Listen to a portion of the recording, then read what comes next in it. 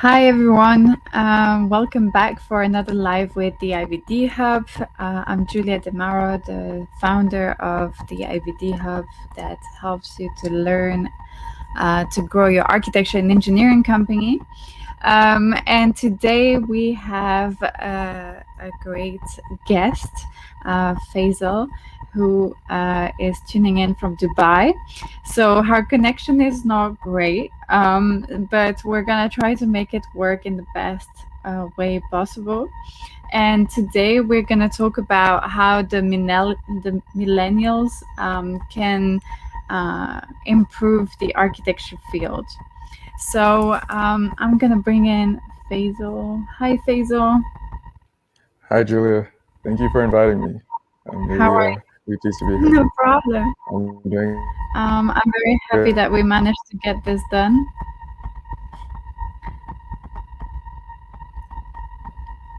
Sorry, Would you it's like? a bit staticky.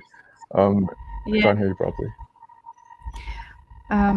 Let's try it this way. Would you like to introduce yourself a little bit to the audience and tell us what your business is about? I know you have several ones, and also what your ambition is as an architect in the Okay, field. sure. Um, Okay, sure. So my name is Faisal UK. I'm from Nigeria, currently based in Dubai. Picture and you know, I'm also a fellow podcast host. I have a podcast called ILLUSORR, where I sort of talk to leading figures in architecture and design. I'm the creative director of a media platform called ARC, with the avant-garde sector of architecture in different ways. I'm the co-founder of a virtual reality platform called ILLUSORR, and we're currently trying to build the first design-oriented metaverse. So I'm really excited about that. I'm also the yeah. co-founder of the Mad Collective, which is basically a group of content creators, sort of young millennial content creators, actually millennials in architecture and design. So that's why I'm really excited about this topic in particular, because I'm really excited about sort of the new generation of architects and how we're going to impact the discipline. And Sure. I'm also a co-founder of a media company called DMN, which is a sort of podcasting network, especially new and sort of getting the field and connect with uh, advertisers and sponsors. Um, last, I'm all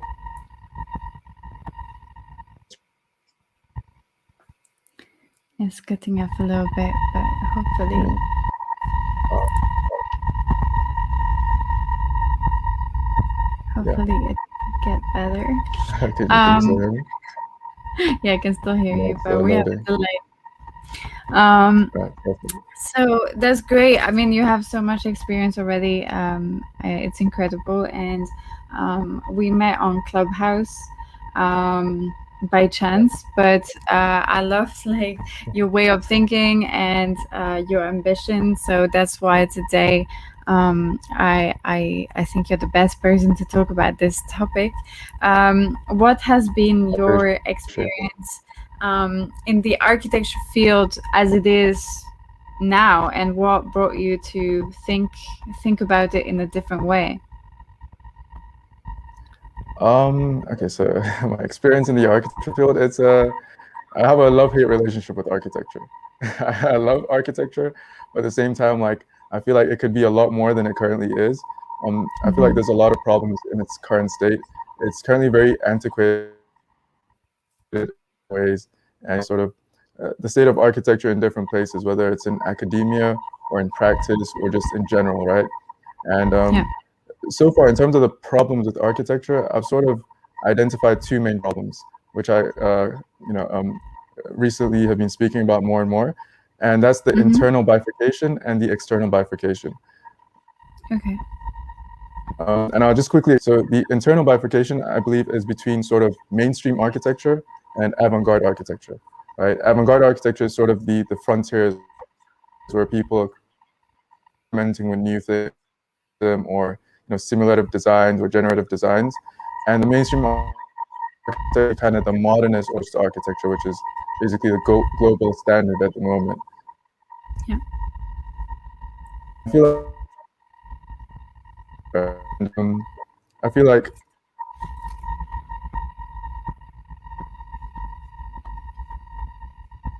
We lost you for a few minutes. Let me see what we can do about this. Sorry, guys, if we have technical issues. If you want to comment to tell us where you're tuning in from in the meantime, please do so. Um, Sorry, we lost you at the second point, and then you were gone. So okay. Okay, no worries.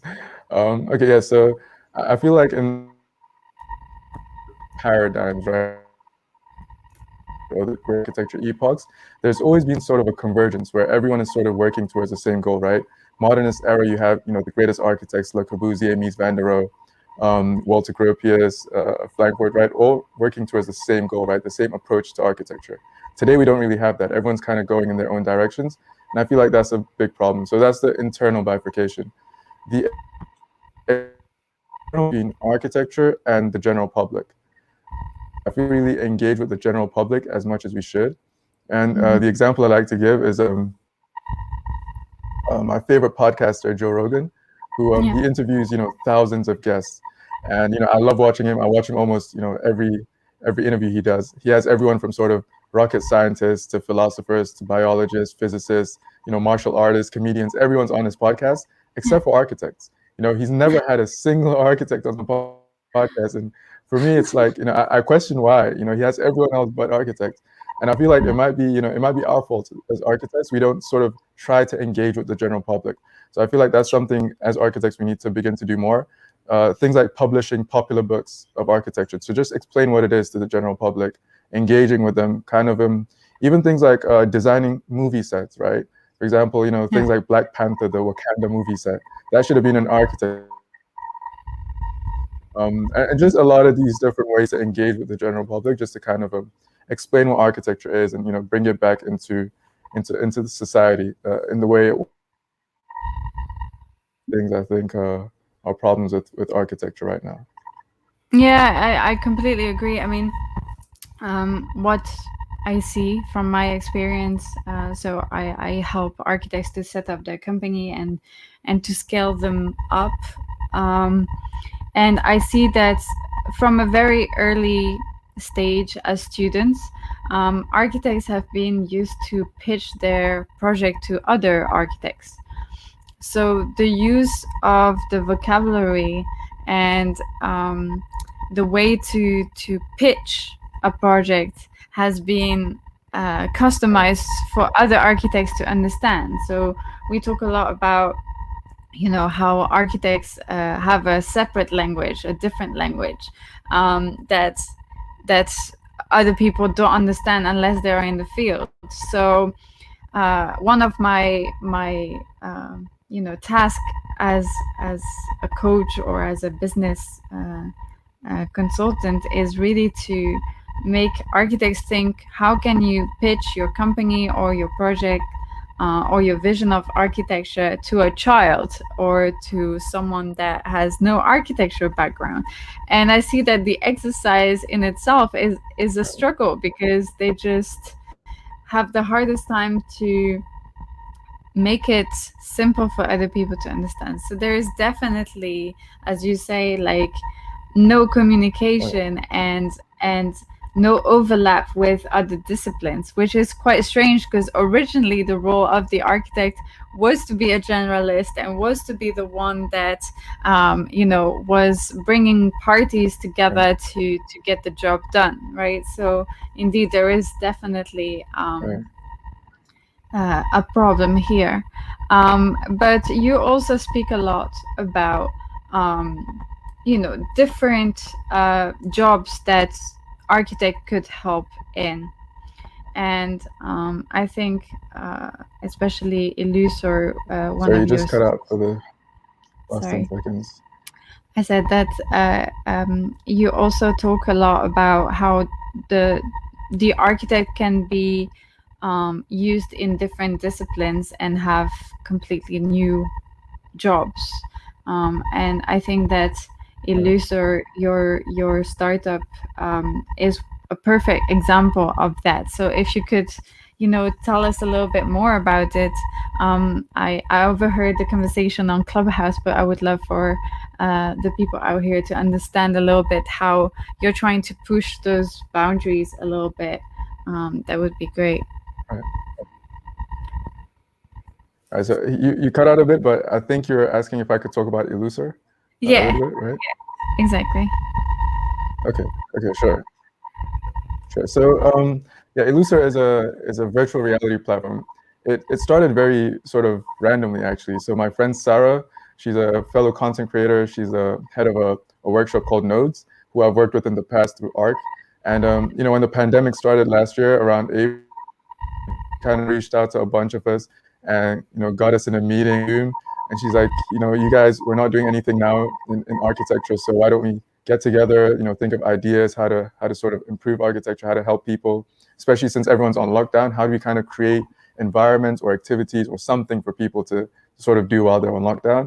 And after a few meetings together, we kind of came up with this idea of creating a virtual world, something virtual, so that it allows people to still interact with each other even though they can't go out in the physical world. And then this kind of went on over a couple of months, and slowly we kind of curated that into becoming a sort of virtual reality platform. And now we've kind of defined it a little bit more. We launched in December a metaverse. So for those who don't know, a metaverse is basically like a virtual um, a virtual count.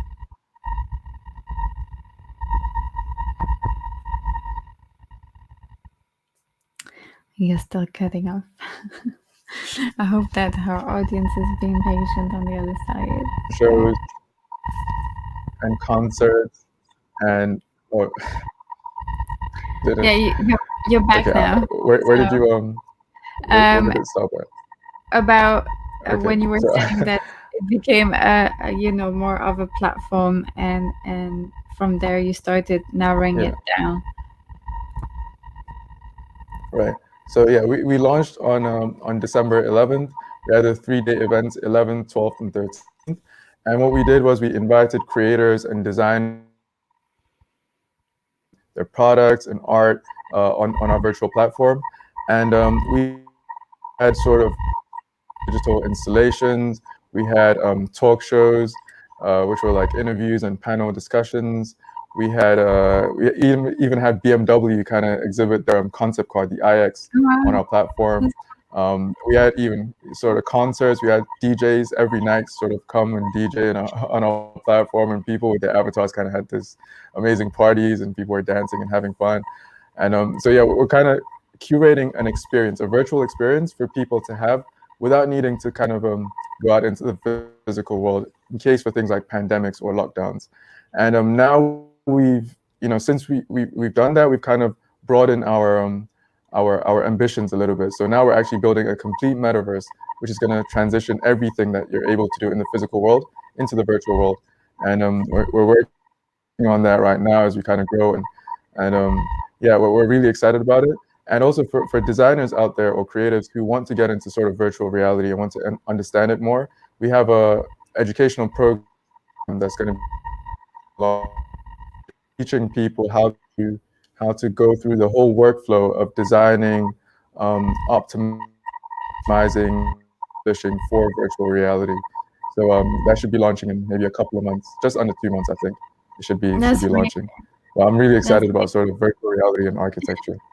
Yeah, Yeah, like for me it's the perfect example of how we can innovate in the field and how we can become innovators again as architects. I feel like for yeah, for a lot of us, we've had there is a lot of architects in the world, and the competition Right. can be quite tough, especially in these times. And usually, what people do is that if they cannot find a job as an architect, they start doing something completely different than architecture, which is a shame after doing like Right. Right. Right. 5 or 7 years of architecture.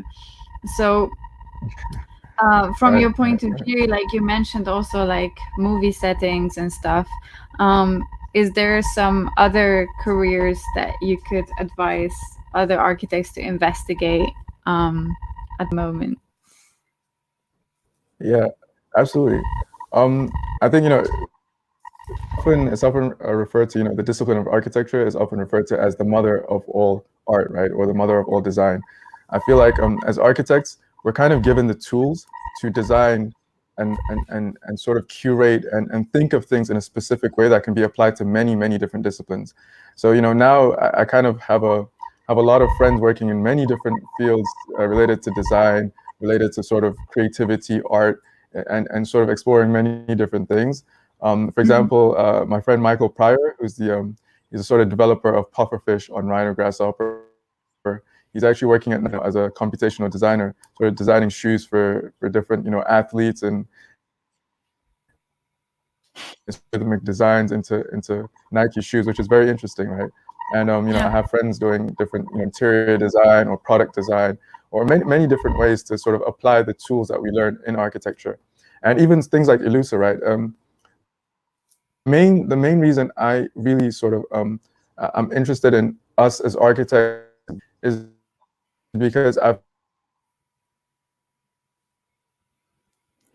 We lost you again. So you were saying about how out again. you were telling Okay, us about we're why back. you were so interested in architecture, and then you cut off.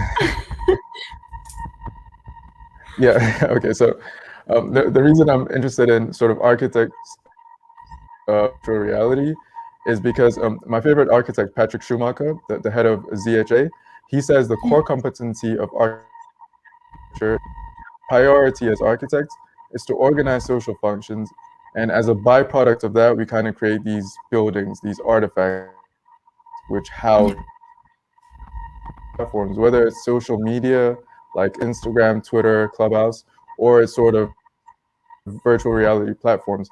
All of these are creating spaces for us to interact. And the current problem is that these spaces aren't designed by architects. They're designed by tech developers or sort of software engineers or many different disciplines. But us architects, I think, need to take the lead in sort of designing spaces for social interactions because that's kind of our expertise, right? We know, we understand space. We go, as you said, sort of through 7 years of schooling just to understand space and how to create interactions. So I'm very passionate about architects leading development and really being engaged in organizing social functions. But it's a sort of extension of what architects do. So I agree with you. There's a lot of different sort of ways that architects can get out of the traditional field of architecture. Yeah, indeed. Well, thank you so much for all of this. I feel like because of the connection, I feel like we should have this Yeah. conversation again on Clubhouse, and then Right. I Absolutely. will then put it on our podcast, the IBD Hub podcast. Um, Once we do it on Clubhouse, where the connection is a little bit better. So if you guys Okay. can join us on Clubhouse, that would be great. I will put a date and a time out there. Otherwise, you can always go on the IBD Hub, and by next week, the podcast should be out. Um, Thank you so much, Faisal, for coming and giving an insight of your way of thinking. I think it's amazing that you think so much out of the box, and we need more people like that. So I'm very happy to have had you as a guest today. um, and yeah, I'm looking forward to Awesome. have this Awesome. Thank you, conversation. Giulia. Thank you for this. I'm looking forward to have this conversation again, Yeah, absolutely. and probably a longer one, on Clubhouse so that the connection is a little bit easier from Dubai to Amsterdam. Yeah, absolutely. All right, thank you Absolutely, so absolutely. much. Yeah, I'm definitely looking forward to Would you like? continue. Oh yeah, I didn't ask you. Would you like to tell us where people can find you so that they can maybe connect with you? Sorry? Could you tell us where people Oh can yes, sure. find So you? yeah, so I have sort of a lot of platforms. I'm not sure which one people would be interested in the most, but I'm on Instagram at Faisal UK underscore. That's sort of my personal Instagram, but I've been sort of inactive on that for a couple of months now. If you want to engage with me, Clubhouse is probably the best place. I'm on there pretty much every day. I'm addicted to that app. So on Clubhouse, Faisal UK, you'll find me pretty much every day on there. So do come and engage with me. I love having these discussions, and I'm always open to kind of talking about these things. And if you'd like to learn more about Illusor, we're on all social media Illusor, ILLUSORR, or you can check out our website illusor.com as well. So yeah, please do reach out to us and reach out to me if you'd like to continue these discussions. Yeah, for sure. And Faisal and Illusor are both tagged in this post, so you can click on it directly. And on the podcast, you will find all the links also. So thank you so much. I'm sorry Awesome. to have to cut it short because of the connection. It's really annoying, but hopefully it will bring more people to have a listen either on Clubhouse or on the podcast itself. Thank you, Faisal, Yeah, for today. absolutely, absolutely. Awesome. Thank you, Julia. Thank you. See you soon.